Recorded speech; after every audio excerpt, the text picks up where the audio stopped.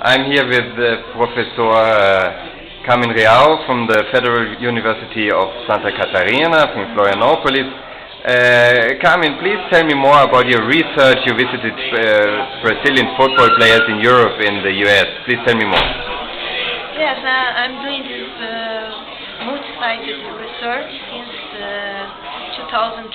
I started with Spain clubs, and I was thinking about how is the life of this player abroad. Why do they leave Brazil? Do they still feel that they are Brazilian, or they are cutting all the links with the origin country? This was the very naive question that I had at the start, because that was what I was reading at the press at this moment. And talking to them, and I talked with more than 40 players that play in more than 15 countries. I've been with their families and their agents, and also with some local coaches. And I realized that in each country we have different national context.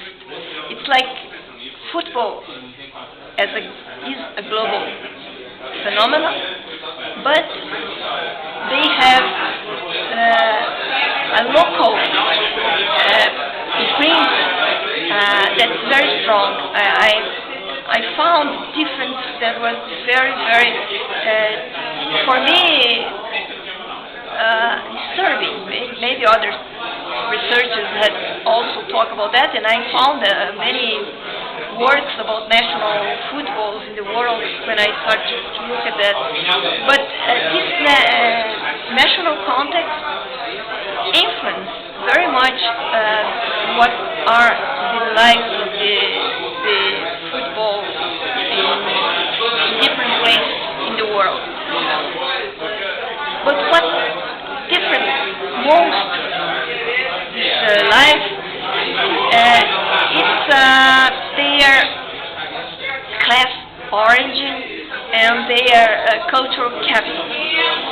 For instance, in Europe, where I have been with many celebrities, I interview more than 10 players that are in the national team. I found that most of them come from very poor families, and they don't establish a very close link with their country where they are playing. They live like in a bubble, protected from the outside world by the club, by the agent, and also because they don't have interest in being in contact with this local culture. They prefer to be on the internet, talking with their friends and families in Brazil. Family is very important for these players, as is religion, Neo-Pentecostal religion, and not being so much in contact with the local culture. If they go out for dinner, they would prefer to go to a Brazilian restaurant or to a restaurant that would serve a food close to a Brazilian food if they don't find a Brazilian restaurant. In countries where players are from a more higher class, like United States, where many Brazilians come from middle class and go to United States not exactly for football, but also to study at the university or high school. There, in this country, we find a more local communication and a more embedment of the players in the local culture. And I think that's a reality that now I'm studying. I'm interested in seeing how the Brazilian players that are like 3,000 1,000 players that are living abroad, and they are a little part of the 3.5 million immigrants, Brazilian immigrants that are living abroad, how they are expanding their territories.